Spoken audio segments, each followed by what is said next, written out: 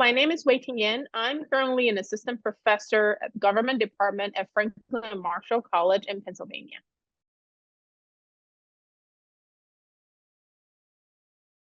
As of today, November 27th, we know for sure that for the upcoming election, it's going to be a three-way election. And so we have a long confirmed candidate is the ruling party's candidate, who is the sitting vice president, William Lai, and he's representing the Democratic Progressive Party. And he also just announced his running mate, whose name is Bi-khim Xiao, so who was Taiwan's de facto envoy ambassador to the United States for more than 3 years since 2020. And his running mate is a very well known in Washington, D.C. and is a high profile diplomat.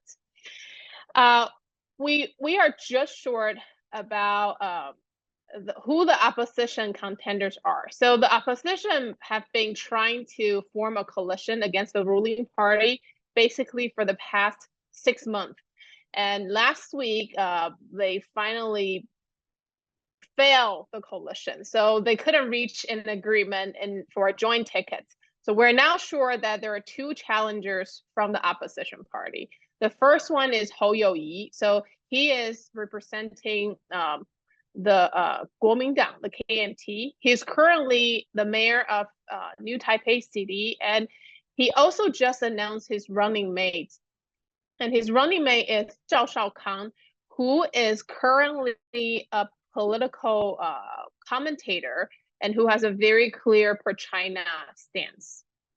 And then we have a second contender from the opposition party, whose name is Wen-je. So he is currently the chairperson of Taiwan People's Party. He used to be the mayor of Taipei City, which is the capital city in Taiwan. And he also just announced his running mate. So his running mate is Cynthia Wu. And so Cynthia Wu is currently a legislator, but she's very new to politics, as she has only been a politician in the legislative yuan since 2022. And before that, she has been a very high profile or highly involved in business, as her family is one of Taiwan's like big conglomerates. And so these are the three candidates we have right now for the upcoming election. There was a fourth candidate, Terry Guo, who's like the Foxconn's boss, like who's basically the owner of Foxconn business, but he dropped out last week from the election. So now we have 3 people running for election.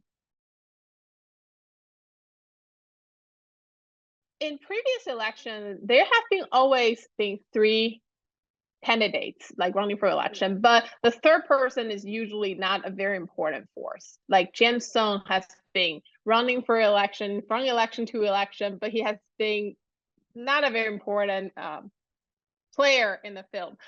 The last time Taiwan had a competitive 3-way election was in year 2000. And so that was basically the second presidential election Taiwan had. The first one was 1996, so the second one was 2000. And that was also an election in which at the time, it was the ruling party splitting into 2. And the ruling party at the time was the Kuomintang. And the opposition party at the time was the Democratic Progressive Party. And because Kuomintang split tickets into 2 candidates, they lost that election. And the DPP won the election in 2000. So it's very similar to what we have right now, except that now the split in tickets happen in the opposition force, while the ruling party is the Democratic Progressive Party. And I would say there's also another difference, which is that the DPP has now been in office for 8 years. So I think now in this election, there is so they have been a majority in both capturing the presidency as well as the legislative branch. So I think there is a very substantial amount of voters that do want to have a need for change. And so I think in this sense, voters in Taiwan right now are similar to voters in the United States, in that they want a certain level of check and balance in the political system, and so that's kind of what they're hoping, and why like the fundamental reason for a change right now.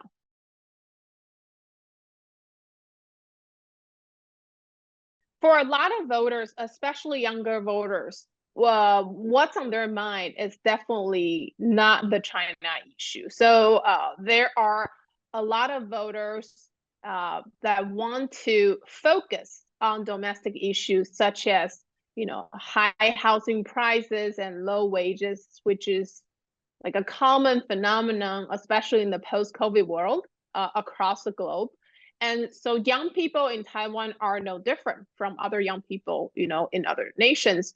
They want a government that can be responsive to those livelihood-related issues that are more close to their daily life, as opposed to a government only focusing on the China factor that seems to be distant from their daily life. So there is certain level of sentiment like that in Taiwan's election. That being said, I think right now with the way the three-way election works, and especially with the VP nominees in the ruling party as opposed to the VP nominees in the opposition party. So Bi-khim Xiao is very famous for pro-Washington stance. On the other hand, the VP nominee from the KMT, which is Zhao Shaokang, he is very famous for the pro-China stance.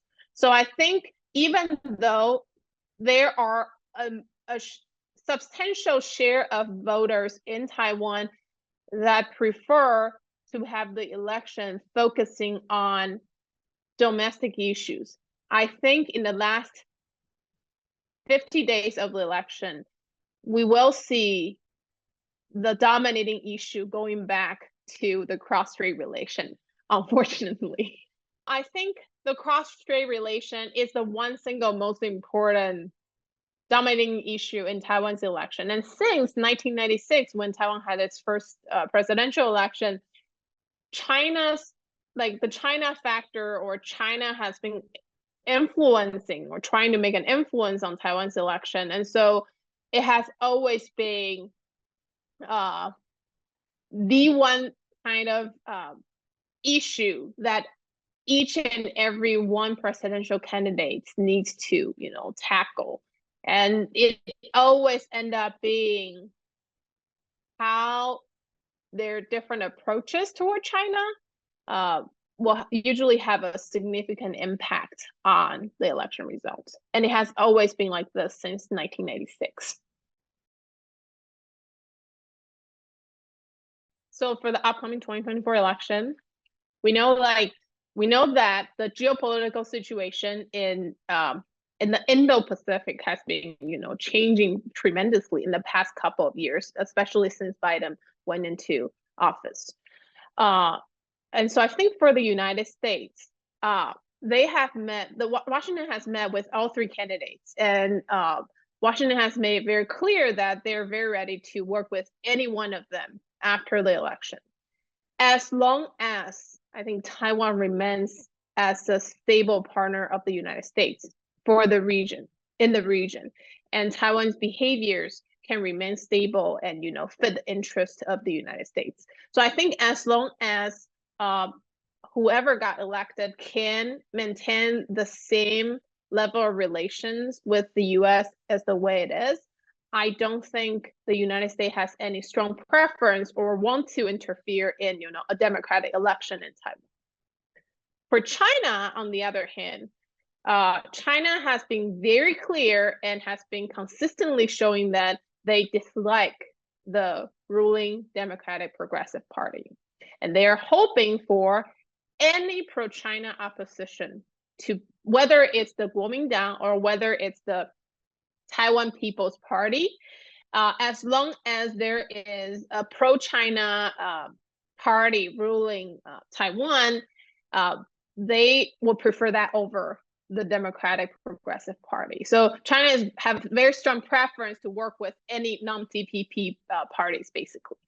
However, I think with this three-way race, it increases the likelihood for the current ruling party, the DPP, to win the presidency because the opposition party split their tickets. So in this case, I think China will also have strong preferences for who the legislators are, in the legislative branch, because we can imagine that even if the opposition party lose the presidency, as long as the legislative branch is not captured by the DPP, it's not it may be evenly distributed across different parties, then it will still give China more leverage to work with more pro-China legislators, or at least to stop some of the anti-China, policy bills. I think for American voters, they should pay attention to Taiwan's election for 3 reasons. The first reason is that I think for peace and stability in the Indo-Pacific, and also between US-China relation, Taiwan inevitably plays a very critical role there. And so who the next president is will have a significant, impacts on what kind of role Taiwan plays in keeping regional stability. So that's the first reason.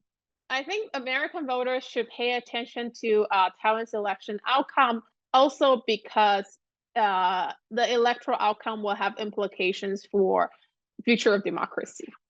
It seems to be a big statement, but if you think about it, Taiwan is the only democracy in the Chinese-speaking world, and it still is. And it is a self-ruling, democracy since 1996. And in this era, we see there are so many democracies backsliding, right? Like it's a challenge to sustain democracy.